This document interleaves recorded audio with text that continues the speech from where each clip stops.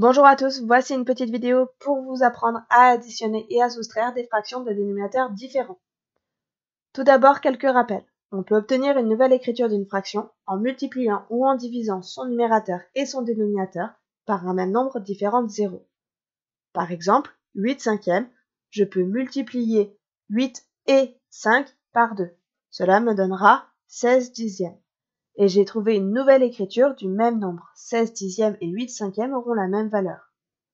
De la même manière, 27 21e, je peux diviser le numérateur, c'est-à-dire 27, et le dénominateur, c'est-à-dire 21, par 3. Cela me donnera 9 septièmes. C'est de nouveau la même valeur que 27 sur 21, simplement c'est une nouvelle écriture. Deuxième rappel. Pour additionner ou soustraire des fractions de dénominateurs différents, on les réduit, c'est-à-dire qu'on va les écrire au même dénominateur, en utilisant la technique que l'on vient de voir. Premier cas. Addition et soustraction de fractions dont le dénominateur de l'une va être le multiple du dénominateur de l'autre. Pour cela, on multiplie le numérateur et le dénominateur de cette dernière pour qu'elle ait le même dénominateur que la première. Faisons un exemple. 3 quarts plus 10 douzièmes. 12 est un multiple de 4. Je peux faire 4 fois 3 pour obtenir 12.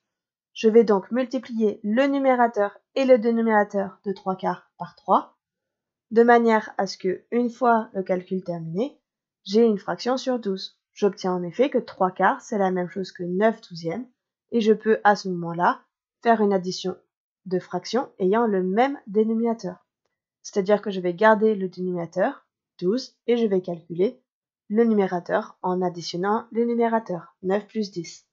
J'ai donc trouvé 19 douzièmes. Deuxième exemple, 13 trentièmes moins 2 cinquièmes.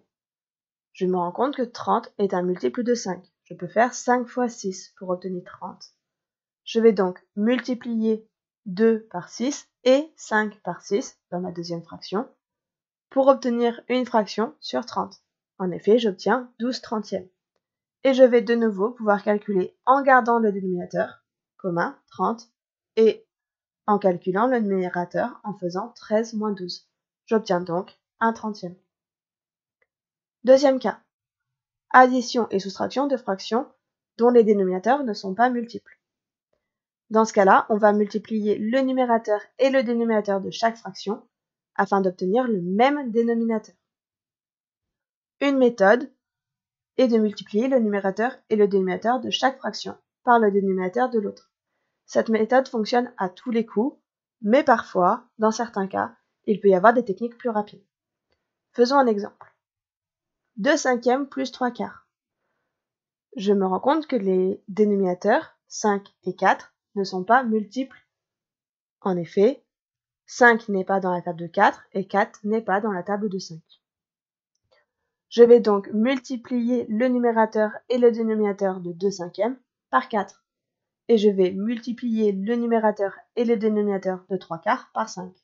Cela me donne 2 fois 4 sur 5 fois 4, plus 3 fois 5 sur 4 fois 5. Je calcule mes multiplications, j'obtiens alors 8 vingtièmes plus 15 vingtièmes. J'ai donc bien le même dénominateur qui apparaît. Et je peux à présent garder ce dénominateur et calculer le numérateur en faisant 8 plus 15, ce qui me donne 23, donc 23 vingtièmes. Deuxième exemple, 3 huitièmes moins 1 neuvième. De nouveau, 8 et 9 ne sont pas multiples. En effet, 8 n'est pas dans la table de 9 et 9 n'est pas dans la table de 8.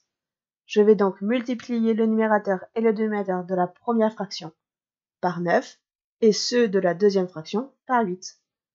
Cela me donne 3 fois 9 sur 8 fois 9, moins 1 fois 8 sur 9 fois 8. J'obtiens donc 27 72e moins 8 72e. J'ai bien le même dénominateur.